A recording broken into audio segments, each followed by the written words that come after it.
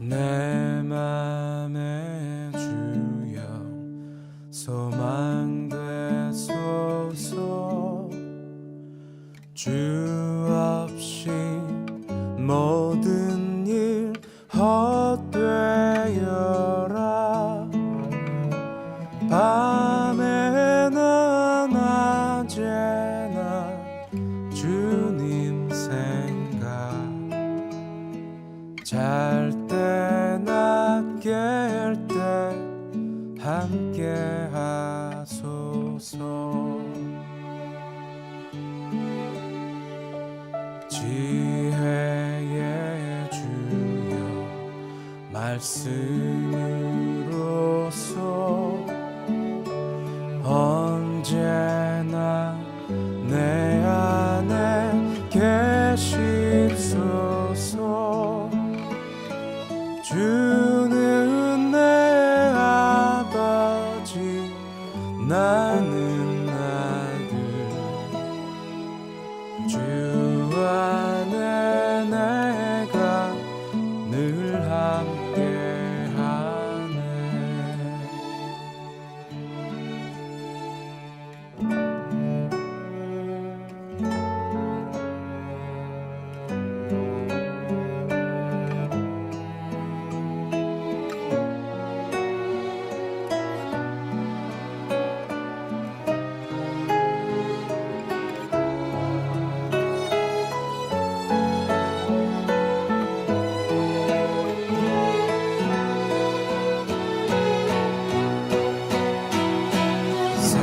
세상의 영광 나 안 보여도 언제나 주님은 나의 기억. 주님만 내 맘에 계시오니 영원한 주님 참 귀하셔라. 어떠한 고난이 닥쳐와도 만유의 주여 소망되소서.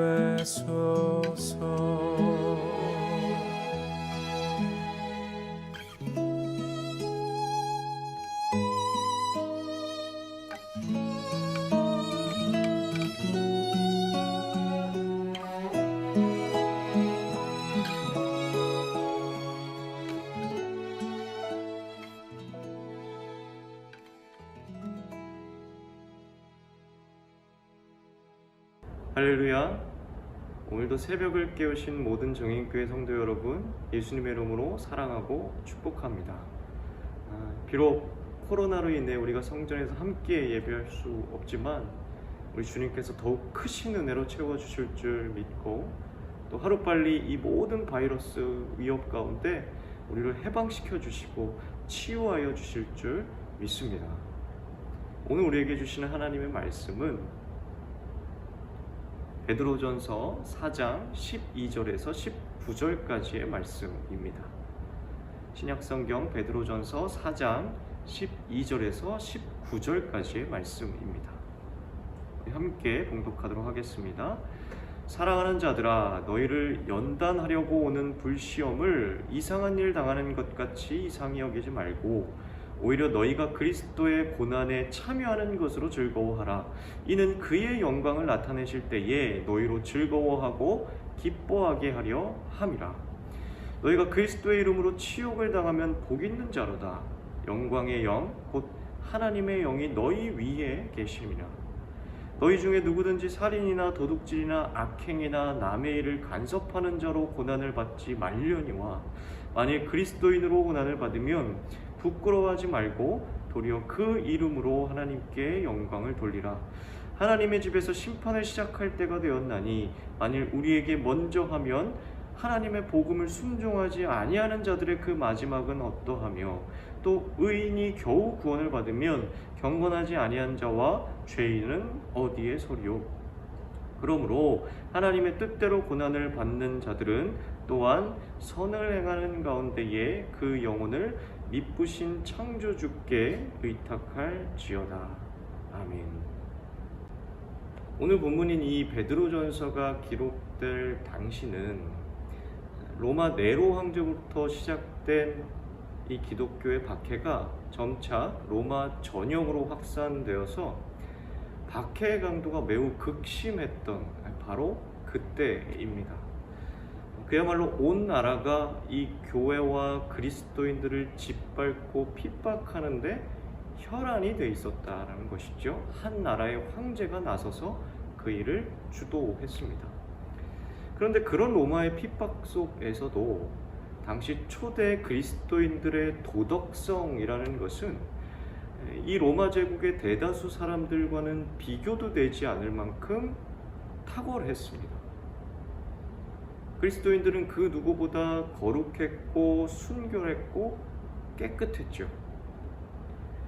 초대교회 당시 로마는 각종 우상으로 가득했습니다. 음란했고 동성애가 번성했고 물질이 돈이 최고의 가치였으므로 사람의 생명조차 좌지우지할 만큼 이 돈이 최우선의 가치였습니다. 힘의 논리가 판치는 그런 시대였지요. 그러나 그 속에서, 그런 세상 속에서 살아가는 그리스도인들은 이 부패하고 타락하고 음란한 문화를 거부했습니다. 로마가 섬기는 각종 우상신들에게 드리는 제사도 거부했지요. 그런 까닭에 미운 털이 박혔던 겁니다.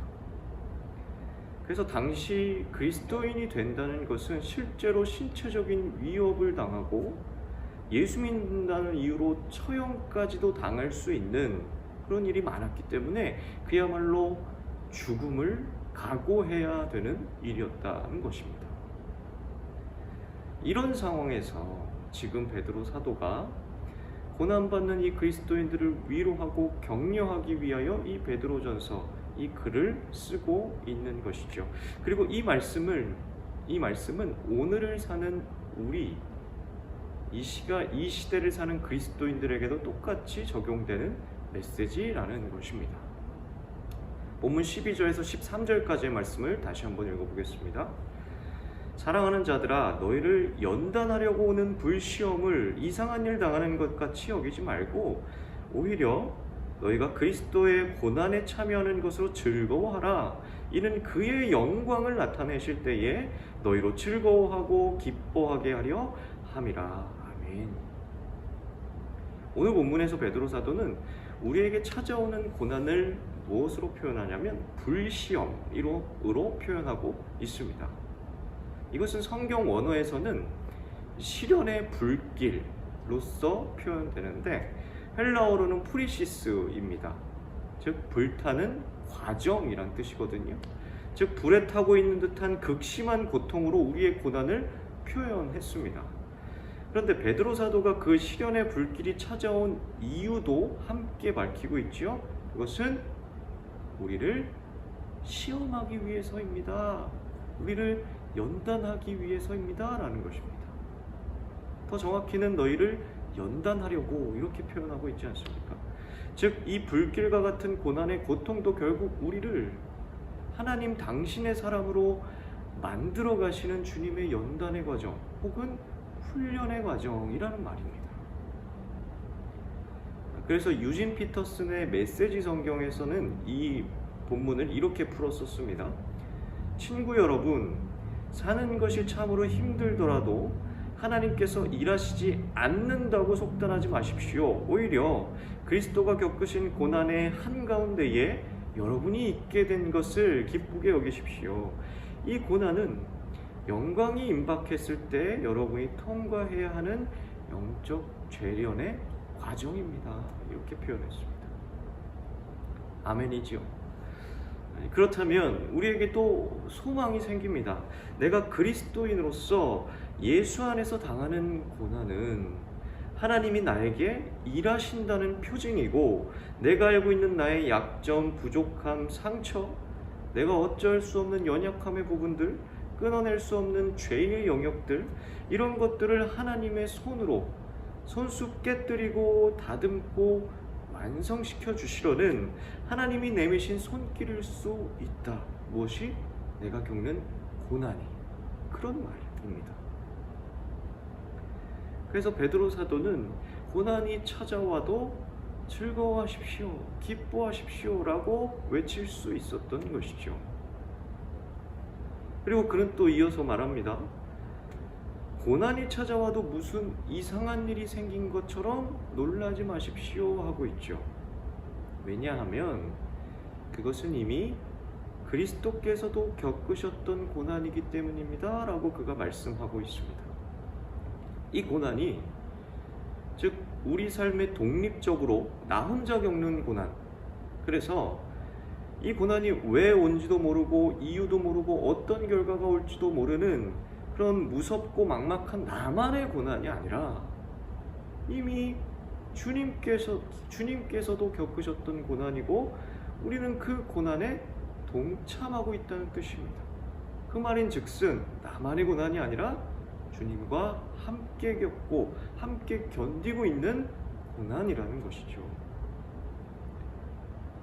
그렇게 되면 여러분, 고난을 당하는 주체는 그때부터 내가 아니라 주님이 되시는 것이고, 주님의 고난에 내가 동참하는 것이라면 고난에 대한 우리의 태도와 행동이 완전히 바뀌게 된다는 것입니다. 그것을 우리가 전적으로 믿게 된다면 말이죠. 그분의 고난이 감히 나 같은 사람도 동참하고 참여할 수 있다면 더 적극적으로 능동적으로 이 고난을 대하고 맞설 수 있는 힘이 우리에게 생긴다는 겁니다. 즉 자발적으로 고난에 참여하게 된다는 것이죠. 자발적으로 고난에 참여하는 자는 곧 리더가 되게 됩니다. 두려워하지 않고 오히려 이 고난 앞에 감사할 수 있게 되지요. 그분의 고난에 내가 감히 참여할 수 있다니 그 자체가 은혜가 된다라는 것입니다. 그리고 오히려 나에게 영광이 또한 되는 것이죠.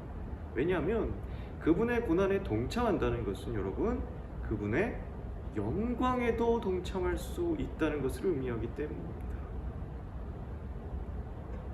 그래서 십자가 고난을 이기고 부활하신 그분의 영광이 나타날 그때 우리는 기뻐 뛰며 즐거워하며 그 영광에 나도 참여할 수 있게 된다라는 것입니다.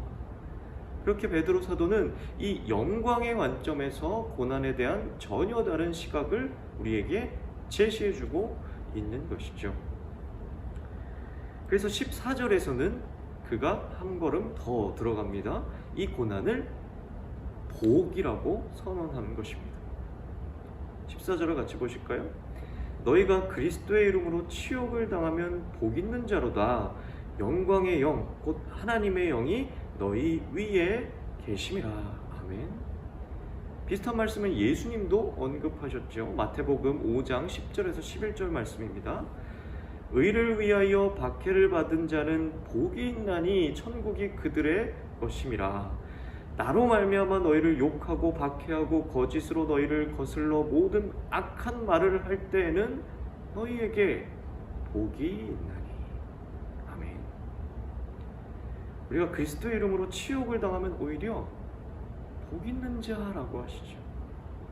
여기서 그리스도의 이름으로 라는 말은 예수님과의 관계성 때문에 라는 말과 같습니다. 즉 내가 예수님을 인격적으로 만났기 때문에 예수님과 함께 살아가고 그리스도인다운 삶의 모습과 가치관대로 살아가기 때문에 세상으로부터 내가 모욕과 조롱을 받는다면 너희에게 복이 있다라는 말씀입니다. 어떻게 그럴 수 있을까요? 14절 후반부에 그 답이 나옵니다. 그것은 영광의 영, 곧 하나님의 영이 고난받을 때 우리 위에 머물러 계시기 때문이다 라고 베드로 사도는 얘기하고 있습니다. 하나님의 영은 곧 성령님이시죠.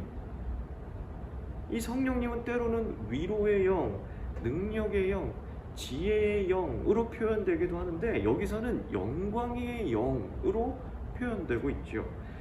고난을 영광의 관점에서 바라보려는 이 베드로 사도의 해석이 여기서도 드러나는 것입니다.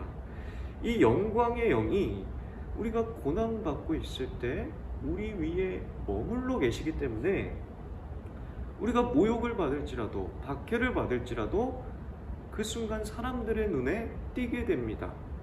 무엇이? 모욕받는 우리 안에 하나님 영광이 있음이, 하나님 영광이 있음이 그들의 눈에 띄게 되고 그들이 우리 안에 하나님 영광이 있음을 보게 된다라는 것입니다. 하나님의 살아계심을 예수님의 이름으로 모욕받는 우리를 통해 세상이 보게 된다는 것이죠. 그래서 우리가 복되다. 메시지 성경은 이렇게 풀었었습니다. 여러분이 그리스도 때문에 모욕을 받으면 스스로 복되다고 여기십시오. 여러분 안에 계신 하나님의 영광, 그분의 영광이 여러분을 사람들의 눈에 띄게 하실 것입니다. 아멘. 사랑하는 여러분, 그렇습니다.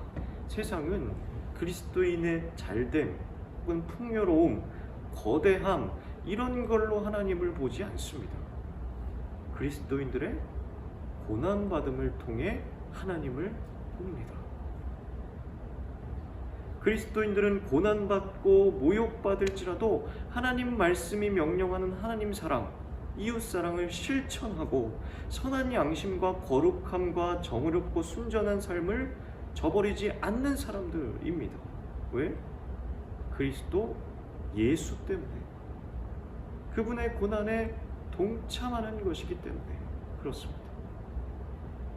그래서 고난 중에도 소망을 잃지 않고 그분 때문에 온유하고 그분 때문에 평안합니다. 오히려 핍박하는 자가 끝내 부끄러움을 느끼게 되죠. 사람들은 궁금해할 것입니다. 소망의 이유를 우리에게 묻게 될 것입니다. 그래서 베드로는 그럴 때를 대비하여 언제나 너희들의 소망의 이유를 사람들 앞에서 답변할 수 있도록 늘 온유함과 두려움으로 준비하라고 말씀한 것이죠. 여러분, 이것이 바로 복음이 전해지는 과정이라는 것입니다. 우리의 고난을 통해서. 베드로전서 3장 13절 16절입니다. 그러므로 여러분이 열심으로 선한 일을 하면 누가 여러분을 해치겠습니까? 그러나 정의를 위하여 고난을 받으면 여러분은 복이 있습니다. 그들의 위협을 무서워하지 말며 흔들리지 마십시오. 다만 여러분의 마음속에 그리스도를 주님으로 모시고 거룩하게 대하십시오. 여러분이 가진 희망을 설명하게 주기를 바라는 사람에게는 언제나 답변할 수 있도록 준비를 해두십시오. 그러나 온유함과 두려운 마음으로 답변하십시오. 선한 양심을 가지십시오. 그리하면 그리스도 안에서 행하는 여러분의 선한 행실을 욕하는 사람들이 여러분을 헐뜯는 그 일로 부끄러움을 당하게 될 것입니다. 아멘. 왜 그리스도의 이름으로 선을 행하다가 우리가 고난을 겪어야 합니까?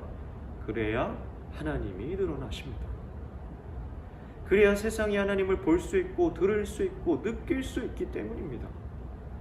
그게 여러분 그리스도인이 겪는 고난의 의미인 것이죠.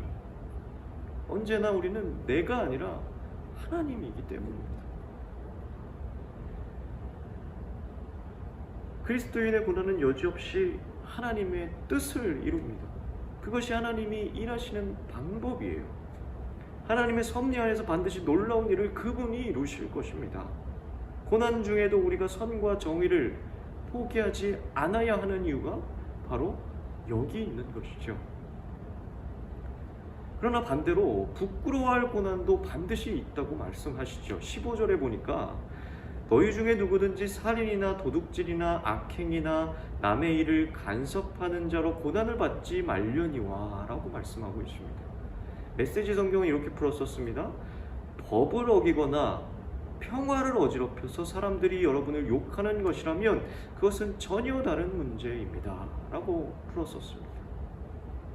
다시 말하면 예수 이름으로 그리스도인으로서 받는 고난은 영광이고 복되고 그래서 우리가 기뻐하고 즐거워해야 하지만 오히려 우리가 잘못하여 악을 행함으로 혹은 평화를 어지럽히거나 법을 어김으로 받는 모욕이나 고난은 부끄러운 일일 뿐이다 라고 말씀하시죠. 오히려 세상에 악을 끼치는 잘못을 저질러 놓고 그것이 신앙의 투사인 줄 착각하면 안 된다는 것입니다. 그런 고난은 아무 유익도 없고 영광도 없고 오히려 하나님의 이름을 부끄럽고 수치스럽게 한다는 것이고 오히려 복음의 걸림돌이 된다라는 것입니다. 마지막 고난에 대한 결론입니다. 19절이에요. 그러므로 하나님 뜻대로 고난을 받는 자들은 또한 선을 행하는 가운데에 그 영혼을 미쁘신 창조주께 의탁할지어다. 여기서 미쁘신 창조주라는 표현은 신약 성경에서 이 본문에 유일하게 등장하는 단어입니다. 하나님의 뜻대로 고난받는 자들은 선을 행하는 가운데, 중요한 것이죠. 선을 행하는 가운데 창조주 하나님께 그 삶을 의탁하라고 말씀하죠. 그렇습니다. 여러분, 우리가 믿고 의지하는 우리 아버지 하나님은 창조 과정에서 지어진 모든 것들을 평가하시는 분이십니다. 그리고 역사의 끝에서도 그렇게 하실, 모든 것을 심판하실 창조주 하나님이십니다. 오직 그분만이 온 세상을 다스리고 주관하시고 심판하시죠. 여러분, 우리의 고난은 바로 그 창조주 하나님의 선하신 뜻에 따라 받는 고난이어야 하고, 여러분, 그런 고난이야말로 진정한 축복이요 생명이 되는 줄 믿습니다. 말씀을 마칩니다. 사랑하는 성도 여러분, 우리가 겪는 고난의 고통은 결국 우리를 하나님의 사람으로 만들어 가시는 주님의 연단의 과정이라는 사실을 반드시 기억하시길 바랍니다. 그리고 이 고난은 나만 겪는 고난이 아닌 우리 주님께서도 겪으신 고난이고 우리는 그 고난에 동참하고 있음을 기억하시길 바랍니다. 여러분이 그리스도 때문에 모욕을 받는다면 스스로 복되다 여기십시오. 여러분 안에 계신 성령님이 여러분들을 통해 세상에 하나님의 영광을 보게 하실 것이기 때문입니다. 우리의 고난을 통해 복음이 전해질 것이기 때문입니다. 사랑하는 여러분, 그러므로 포기하지 마시고 힘을 내십시오. 하나님을 더욱 바라보고 의지할 때 그 고난은 하나님을 만나는 통로가 될 것입니다. 그 고난은 주님 주신 선물이 될 것입니다. 함께 기도하겠습니다. 사랑하는 주님, 오늘도 말씀으로 우리를 비추어 우리 삶의 행실과 신앙을 점검케 하시니 감사를 드립니다. 이 시대의 그리스도인으로서 우리가 예수님의 고난에 기꺼이 동참하게 하시고 그런 우리의 선한 행실과 거룩함을 통해 세상의 하나님을 볼 수 있도록, 복음을 알 수 있도록 우리를 사용하여 주시고 이 땅의 교회들을 사용하여 주옵소서. 코로나 사체 유행이 극심한 가운데 온 땅이 신음합니다. 특별히 우리 자영업자, 소상공인들을 하나님 살피시고 보호하여 주시고 우리가 그들과 함께 울고 함께 기도할 수 있는 긍휼의 마음을 주옵소서. 우리 사랑하는 저인교회 성도님들 눈동자와 같이 지켜주셔서 질병이 틈타지 못하게 하시며 이 시기를 통해 오히려 우리의 신앙이 깊어지며 성숙해질 수 있도록 인도하여 주옵소서. 이 땅의 교회와 성도들이 더욱 방역에 협조하고 모범이 되게 하시며 정부 당국자들을 지혜로 인도하여 주옵소서. 예수님의 이름으로 간절히 기도했습니다. 아멘. 하늘에 계신 우리 아버지, 아버지의 이름을 거룩하게 하시며 아버지의 나라가 오게 하시며 아버지의 뜻이 하늘에서와 같이 땅에서도 이루어지게 하소서. 오늘 우리에게 일용할 양식을 주시고 우리가 우리에게 잘못한 사람을 용서해 준 것 같이 우리 죄를 용서하여 주시고 우리를 시험에 빠지지 않게 하시고 악에서 구하소서. 나라와 권능과 영광이 영원히 아버지의 것입니다. 아멘.